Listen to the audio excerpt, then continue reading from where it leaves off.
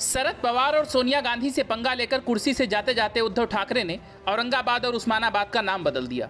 उद्धव ठाकरे के इस फैसले के बाद शरद पवार के रिश्ते भी उनसे तल्ख हो गए और उन्होंने कहा भी कि उद्धव ठाकरे ने इसकी चर्चा मुझसे नहीं की और यह सब एमयूए के एजेंडे में नहीं था। लेकिन अब एकनाथ शिंदे की सरकार ने उद्धव ठाकरे के इस फैसले को स्थगित करके बड़ा झटका दे डाला है।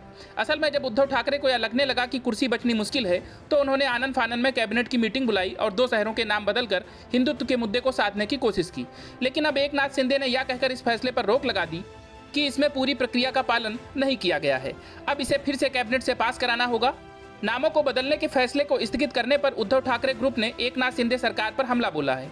संजय राउत ने तीखा तंज कसते हुए सवालिया अंदाज में कहा कि औरंगजेब आपका रिश्तेदार कैसे बन गया। 2 दिनों के विदर्भ दौरे पर निकले संजय राउत ने नागपुर में कहा कि हिंदुत्व के मुद्दे पर सरकार बनाने वाले लोगों ने ऐसा फैसला लिया है। उन्होंने कहा कि यह सरकार महाराष्ट्र विरोधी है, इसीलिए औरंगाबाद और उस्मानाबाद के नाम बदलने के फैसले को पलट दिया। नवी मुंबई एयरपोर्ट का नाम बदलने का प्रस्ताव भी स्थगित किया गया है, जिसे हिंदू नेता डीबी पाटिल के नाम पर रखा गया था। संजय राउत ने कहा कि एकनाथ शिंदे के हाथ में कुछ है ही नहीं, सरकार तो देवेंद्र फडणवीस ही चला रहे हैं। संजय राउत ने कहा कि बुलेट ट्रेन जैसे फैसलों को तो समझा जा सकता है, लेकिन यह गलत है। यही नहीं, संजय राउत ने कहा कि इस सरकार पर तो सुप्रीम कोर्ट की तलवार लटक रही है। उन्होंने एकनाथ शिंदे गुट की ओर से खुद पर हमला किए जाने का भी जवाब दिया। राउत ने कहा, क्या मैं शिवसेना का मालिक हूं?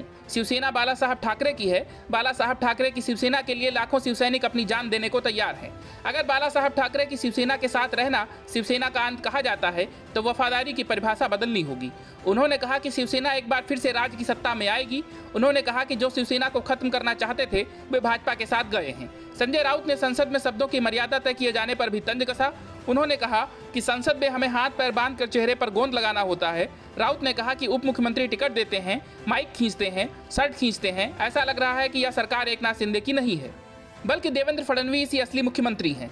उन्होंने राज्यपाल भगत सिंह कोश्यारी पर भी तंज कसते हुए कहा कि वो ठाकरे सरकार के दौरान संविधान और कानून की बातें करते थे। अब देखना होगा कि क्या उन्होंने इन मुद्दों को समुद्र में फेंक दिया है।